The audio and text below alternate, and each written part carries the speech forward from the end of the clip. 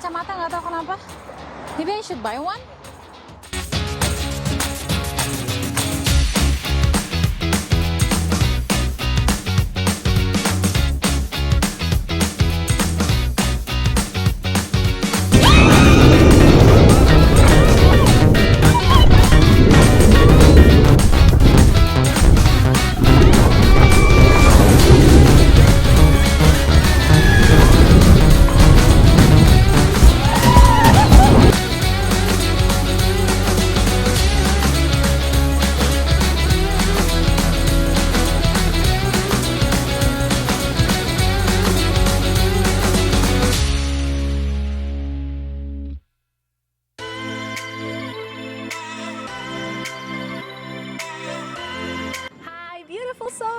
Sekarang gue lagi di New York. Where are we right now? East River? Yes, on the East River in Dumbo. Dumbo. Brooklyn Bridge Park. Right. Jadi sekarang gue mau sharing nih akhirnya perjalanan healing journey gue, healing trip gue di US. Dan banyak dari kalian yang nanyain gimana sih selama ini pengalamannya, apa aja yang dirasain, terus begitu treatmentnya apa aja, terapinya apa aja. So, jadi ada yang nanya, kenapa kayak apa sih terapi mental di Amerika? Terus apakah di Indonesia belum ada terapi semacam itu? Dan kenapa gue milih terapi di Amerika? Oke, jadi gue itu ke US untuk ngambil yang namanya ketamine IV therapy. Nah, jadi ketamine itu di Indonesia emang nggak ada. Maksudnya it's not even legal in Indonesia. Jadi ketamine is considered as illegal di Indonesia. Nah, kalau di US gue itu ngambil ketamine terapi yang dilaksanakan oleh dokter. Jadi ada psikiater yang nge-supervise, ngemastiin proses terapinya itu berjalan lancar. Dan gue diinfus dengan cairan ketamin yang dicampur dengan saline solution dengan dosis yang cukup dan gak berlebihan.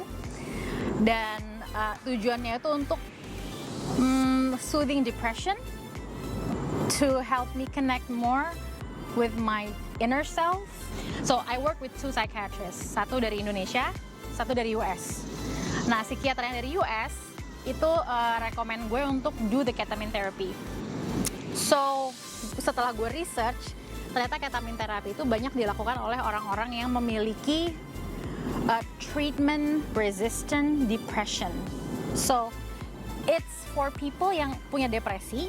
Karena dalam bipolar disorder kan ada depresinya juga, so I experience that sometimes. Nah, ada orang-orang yang udah minum obat psikiatri, udah counseling, but they're still experiencing depression. So ketamine can help, and a lot of people are trying this out nowadays. And the US, it's being executed in many places, dan gue pilih New York sebagai klinik yang melakukan ketamine terapi buat gue. Terus udah gitu, setelah gue nyampe US, gue pertama ke LA dulu. Jadi gue itu tadinya mikir kliniknya itu ada di LA. Tapi ternyata pas gue sampai LA, gue tanya-tanya orang sekitar, pada bilang kalau yang bagus itu ketamine klinik yang direkomendasikan sama sumber yang terpercaya itu adanya di New York. Jadi dari LA gue pindah ke New York untuk ketamine terapi 4 kali. Nah, 4 kali itu 2 kali seminggu selama 2 minggu. Tapi ada yang menarik sih, yang gue mau ceritain secara kronologis adalah pertama yang gue alamin tuh saat gue ini sebenarnya nggak this is not part of the therapy. I did an ecstatic dance session in LA, which was so beautiful. So I consider that as part of my healing therapy that happened coincidentally, ya gitulah. Nah, terus jadi it's an alcohol-free, drug-free dance event, and people are using headsets. Jadi cuman yang it's like a silent disco, yang denger lagunya cuman yang pakai headset. Gue akan kasih lihat footage-nya nanti.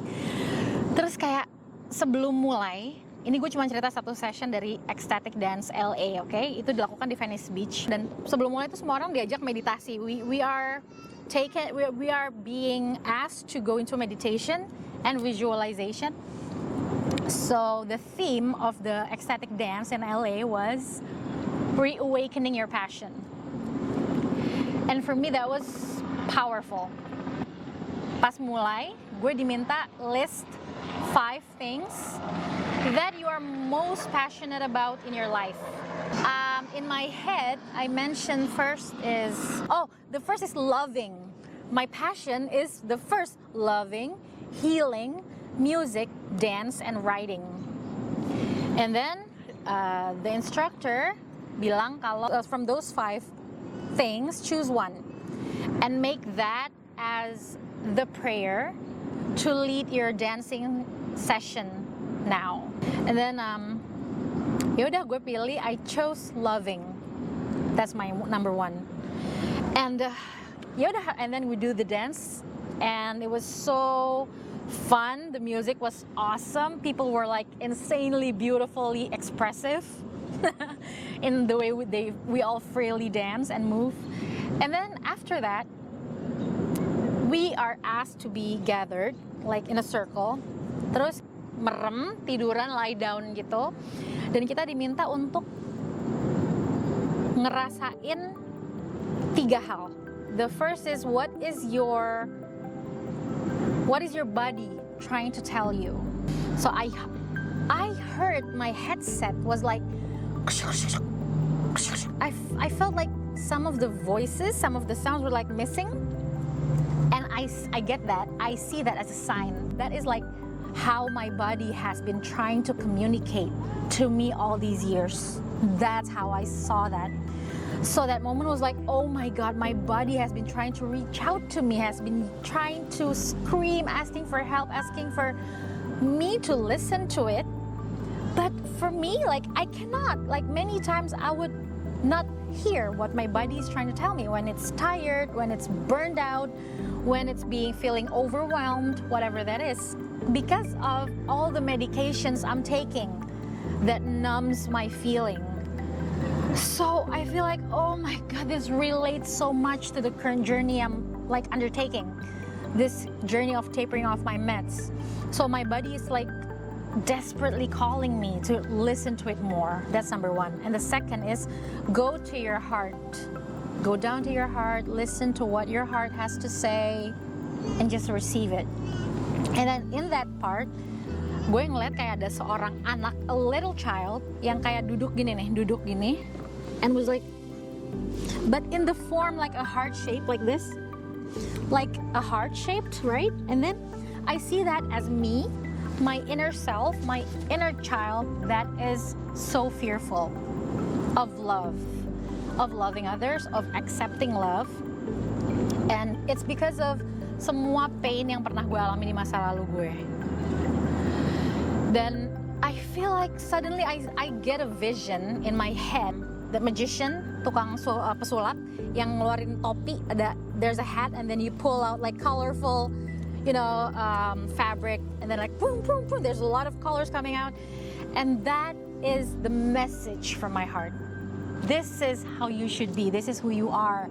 You should not be scared to open up your heart, and all you have is to give more. You will never be in lack of love. Oh my God, that is so beautiful. And I was like almost crying during the meditation session.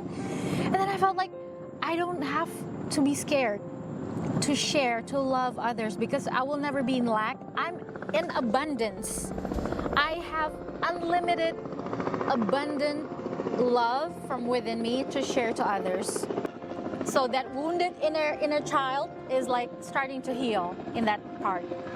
And then the third one is the leader said that I now should go and listen to what my spirit is telling me. So first body, and then heart, and then spirit.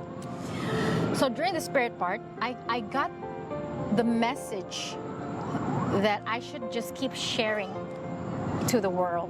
Everything I'm going through, my story, my journey, the inspirations I got from the universe, from God, from Creator, I should just keep sharing. And one thing that I have to know adalah my art creation. Sometimes I experience many times trying to figure out like, what do I want to become? Like, what profession or what kind of artwork do I want to make?